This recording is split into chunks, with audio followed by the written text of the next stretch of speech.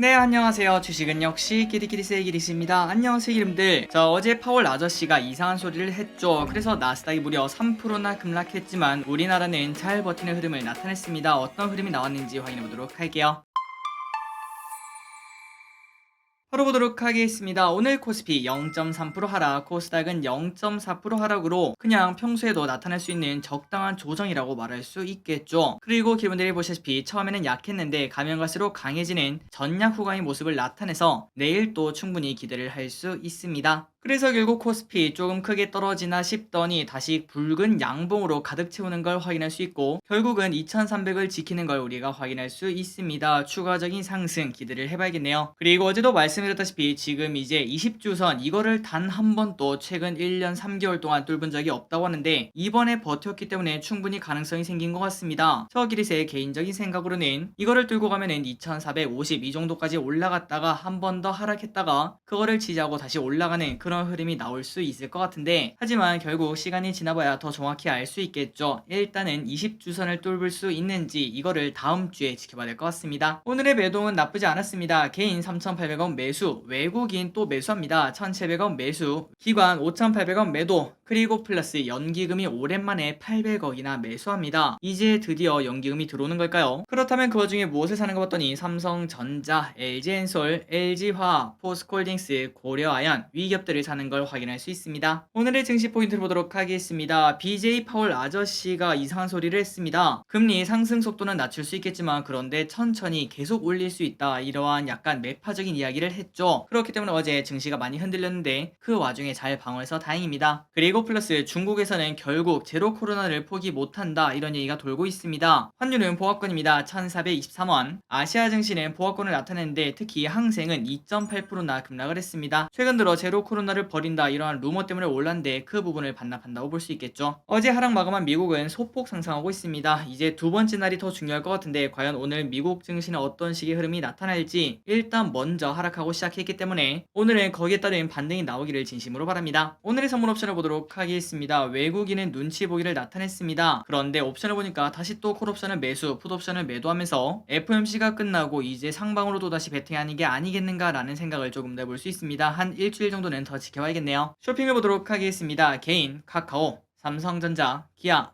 현대차, SK하이닉스, 네이버, SKIT, 고려아연, 한국타이어앤테크놀로지, 삼성전자 후 포스코홀딩스를 매수합니다. 그리고 외국인은 삼성전자, 포스코케미칼, 삼성SDI, LG엔솔, 미래나노텍, SK이노베이션, 현대모비스, 삼성엔지니어링, 에코프로비엠, 에코프로, LNF를 매수합니다. 다음으로 기관은 LG엔솔, LG화학, 포스코홀딩스, 삼성엔지니어링, 현대건설, 현대일렉트릭, 삼성전자우, 두산퓨얼셀, 아모레퍼시픽을 매수합니다. 수요일장을 보도록 하겠습니다. 내일은 유로메카가 신규 상장합니다. 과연 따상에 갈 수 있을지 그리고 이로 인해서 다른 로봇주는 어떤 흐름을 나타낼지 관심있게 받으며 그리고 한국과 독일 정상회담이 있다고 합니다. 다음으로 세비캠 보호예수가 해제가 된다고 하니까 이 부분은 꼭 참고하시면 좋을 것 같습니다. 다음주 월요일입니다. 삼양식품 라면값 인상 예정, UN 기후변화 협약 정상회의 개최, 그리고 네이버 신세계가 실적 발표가 있습니다. 다음주에는 신재생 관련주가 어떤 흐름을 나타낼지 관심있게 봐야겠네요. 오늘의 키워드입니다. 네옴시티, 수소, 전기차 빠르게 보고 끝내보도록 하겠습니다. 첫 번째 네옴시티 계속 올라갑니다. 4일부터 사우디에 수주 지원단을 파견한다고 합니다. 히림 26% 상승, 도화 엔지니어링 16% 상승, 한미글로벌 10% 상승, 성신양회 8% 상승, 다스코 5% 상승, S&T에너지 4.8% 상승, 그리고 수소 관련주가 올랐습니다. 전일 사우디 에너지 장관과 수소 산업을 협력하는 그런 소식이 나왔다고 하네요. S퓨얼셀 10% 상승, 두산퓨얼셀 7% 상승, 전기차 인프라 관련주가 좋았습니다. 롯데 현대차 전기차 충전 인프라에 3천억을 투자한다는 소식에 S트래픽 15% 상승, A프로 4% 상승, 2차 전지는 계속 좋습니다. 글로벌 전기차 배터리 사용량 증가 소식에 LG엔솔 3.5% 상승, SK이노베이션 3.2% 상승. 최근 들어 2차 전지가 없으면 진짜 왕따가 되는 그런 증시인 걸 확인할 수 있습니다. 그리고 왼쪽 아래 보시면 이렇게 외국인이 지속적으로 완전 2차 전지만 쓸어담고 있는 걸 확인할 수 있죠. 그리고 다른 기업도 마찬가지입니다. 삼성 SDI 2% 상승, LG화학 1.6% 상승. 다음으로 폐배터리도 좋았습니다. 이것도 마찬가지로 2차 전지겠죠. 지질연구원 폐반응 용기에서 자원 99.5% 순도로 추출을 성공을 했다고 합니다. 코스모화 6% 상승,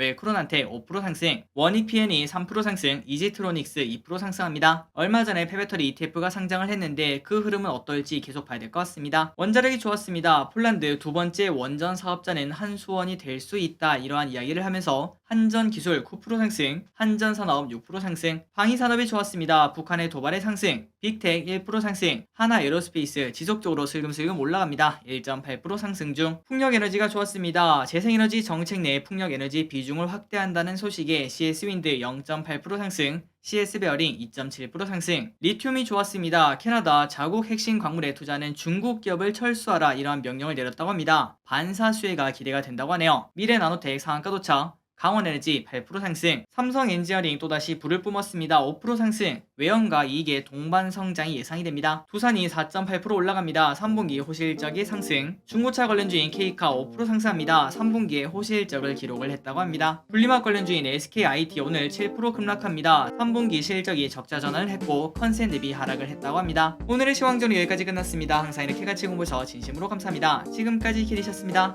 빠이요.